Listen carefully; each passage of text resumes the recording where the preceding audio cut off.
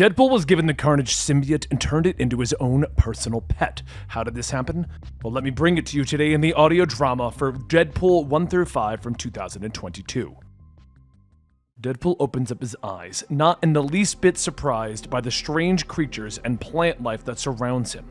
His limbs are lashed to the ground by the strong vines and he can't move. Oh, you're awake.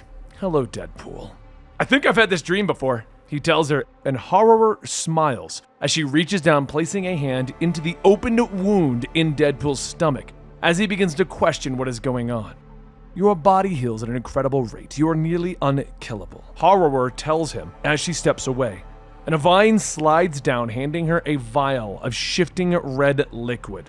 That makes you the ideal home for this little guy, she says with a smile, and Deadpool begins to try and tug at his bonds. Oh, hell no! I don't do symbiotes! He shouts, but he can't escape as the Horror explains that she found this sliver of the symbiote after Carnage tried to take over New York.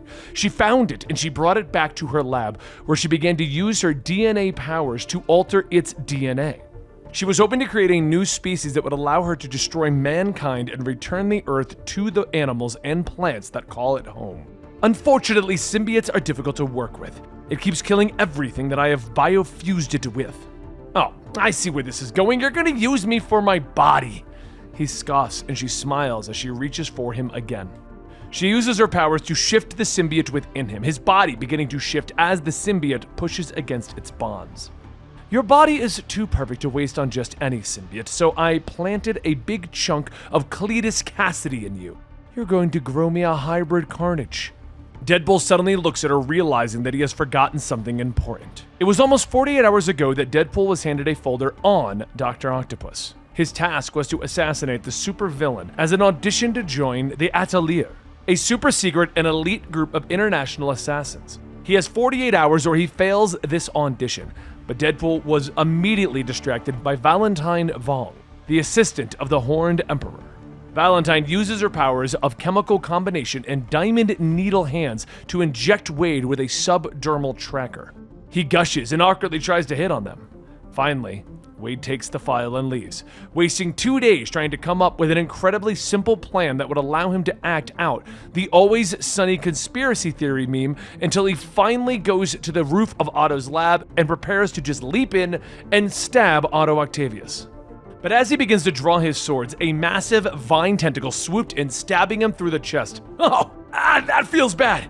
Wade gasps as he looks down at the sharp vine that is now piercing his chest. The vine then shakes him loose and he falls to the ground. I'm sure, Horror says as she walks up smiling, as Deadpool breathes in her paralytic pollen and drifts off to sleep. All of these memories came back to Deadpool and he asks Horror the time. 10 p.m. on a Wednesday. My 48 hours are almost up! He gasps and she shakes her head as he begs her to release him for just a little while. You're staying until my new Carnage hatches. She snaps, explaining that it should only take a few weeks. But the pollen has already begun to wear off, so Wade quickly rips his arms free, and Horror is shocked as he jumps up and smacks her across the face with one of her vines. That's a fast metabolism for you, baby! He shouts with glee, jumping to his feet, commenting that he should be safe since Horror wouldn't risk hurting her symbiote baby. Wrong! She shouts, ordering her animal-plant hybrids to attack. As long as your torso and head stay intact, the symbiote will be fine. Everything else can be collateral damage, she says as the monsters rush past her. Deadpool leaps out of the way of a monkey bush, leaping and kicking his way amongst the monsters. My deadline's in 2 hours, which means I have to wrap this up by midnight. Deadpool shouts out the plot device as he continues to attack the creatures, a massive monster biting down on Wade, swallowing him whole. So he stabs it with a sharpened vine until it dies, spitting him out. Blech! It's so wet in here! He gasps as he falls to the ground, covered in purple slime. He then looks up to see Horror waiting for him. She commands her monsters forward and Deadpool disappears under a wave of the creature's attacks. I'd rather not reconstruct you out of chewed up bits, but I will if I have to, Horror declares, but she doesn't realize that Wade isn't there, that he has already slipped away from beneath the monsters and is sneaking outside. Maybe if I'm just very quiet, she won't notice I'm gone until I'm gone, he whispers to himself, but in moments the monsters are chasing him down as he breaks free onto the roof. No, Never mind! She noticed! He shouts as he leaps off the roof, but he can feel the symbiote inside of him, growing as it pushes against his ribs, chewing on his liver, and he smacks his side. Calm down, little dude! I'll get you a snack on the way home! He snaps, looking around, when he suddenly realizes that they're conveniently not far from Dr. Octopus's lab. Can't believe I was worried! I'm practically early! Wade shouts, leaping over another gap, bouncing along several rooftops until he lands on the correct one. He grabs his swords, leaping through Otto's skylight, landing in the lab, and Doc Ock looks up in shock. Deadpool? What the hell? Otto shouts, but Deadpool suddenly collapses in pain as his stomach rips through him. He tries to struggle up. Don't you move! Just stay there for like a second so I can kill you! He gasps at Doc Ock, but the two arms suddenly rip through Deadpool's ribs. What is that? Otto asks with a smile, and horror descends from the roof above. Carnage is coming. Deadpool pushes himself up, looking at his two new arms. Oh, where'd these arms come from, and why are they so wet?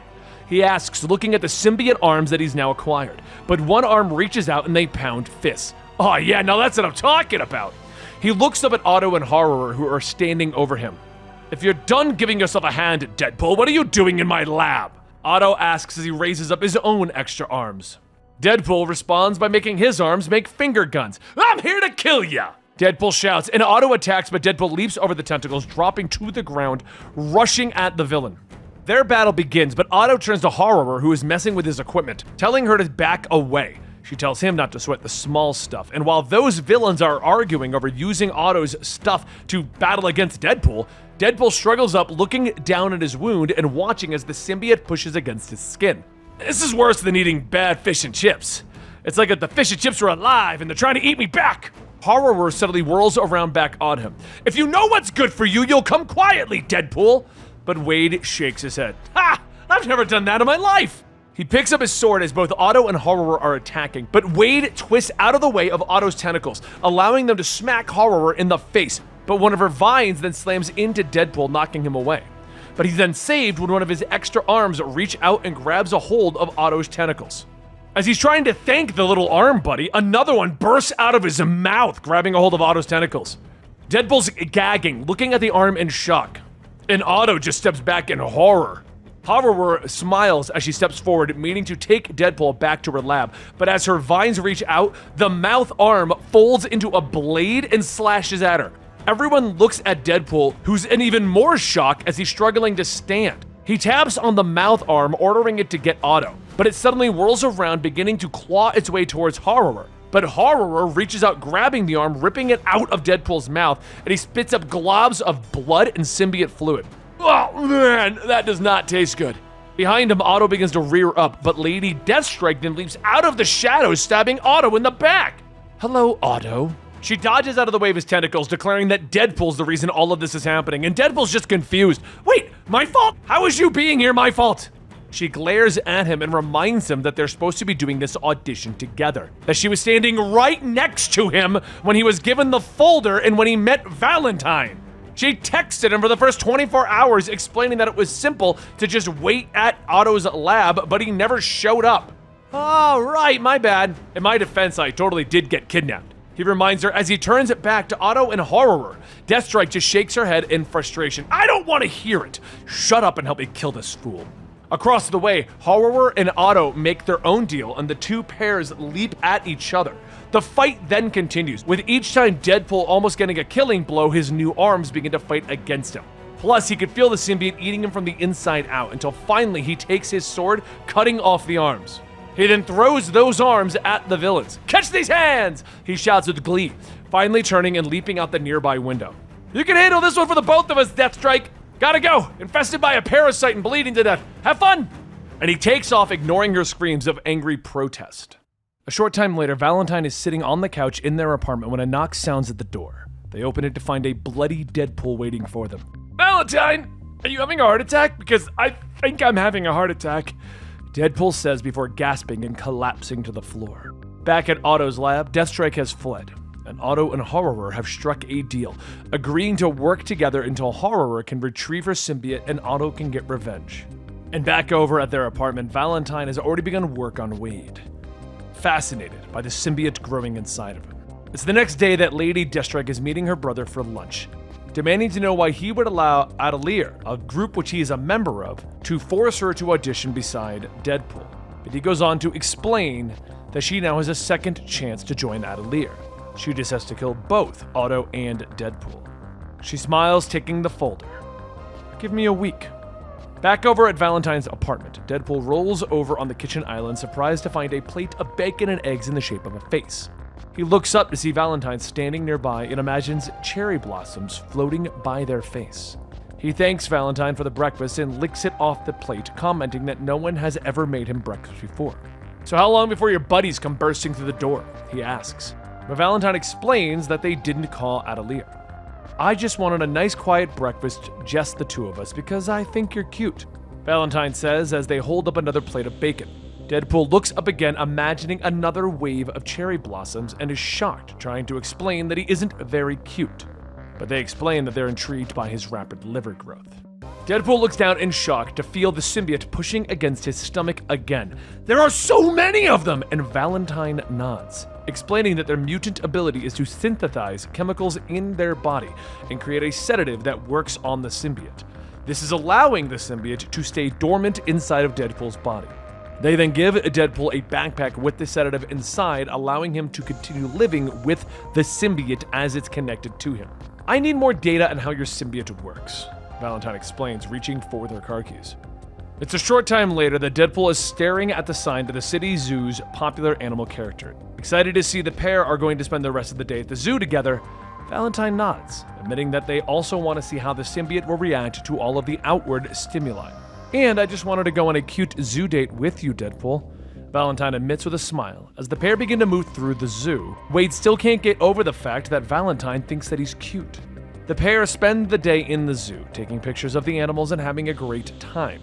The symbiote only reacts once, trying desperately to eat a flamingo, but Wade does manage to strangle it. Later, as the two are sitting on the beach, Valentine is feeding the emerging symbiote some popcorn, and they are unaware that Horror and Otto have tracked the symbiote to the zoo, with Horror able to feel the biological pull of the creature that she tampered with. She smiles as they stomp at the giraffe pet, and she uses her powers to alter the creature's DNA, turning the giraffes into monsters. This isn't the first exhibit that she has stomped by, though. Lady Deathstrike has also tracked Otto and Deadpool to the zoo to complete her contract, but she is attacked by massive insects that Horror has already tampered with. The creatures break free of the bug building and charge at the assassin. "Oh, I hate bugs," Lady Deathstrike hisses as she tries to run away. Meanwhile, at the park bench, Deadpool is asking Valentine if they're able to remove the symbiote from his body. Or maybe we can come to some kind of an agreement. Wouldn't it be useful to have your very own pet symbiote? Valentine asks him, and the small creature slithers up so it's in front of Deadpool's face. You make a good point. What do you have to say for yourself? Wade asks the symbiote, but the creature kisses and motions to Valentine, and Deadpool's eyes widen as he nods. You know what? You're on the level, he says with glee, reaching out for Valentine's face. Hey Valentine, you got something in your eye, he says as he leans close, and they smile, leaning in as well. But they both turn as a stampede of horror creatures rushes towards them, interrupting the potential kiss. No! The little symbiote shouts, but Deadpool is already moving, grabbing Valentine and leaping them both to safety. He jumps to his feet. Excuse me, you're interrupting something very important, he shouts as he draws his swords, and the symbiote forms into a blade at his side. The two then leap into the giraffes, beginning to cut into the creatures, but the monsters keep coming. I know you're here, Horror. The giant mutated giraffe is kind of a giveaway, Deadpool shouts, turning and seeing Horror and Otto standing on a massive Venus flytrap. You didn't like my present? Next time, I'll just send flowers, she says with a smile. And that's the story of how Deadpool got himself a pet symbiote. Now, there's a little bit more to this story, and we're going to be bringing you that very soon. I'm already thinking about naming the next one Cletus Cassidy, Carnage, gets inside of Deadpool.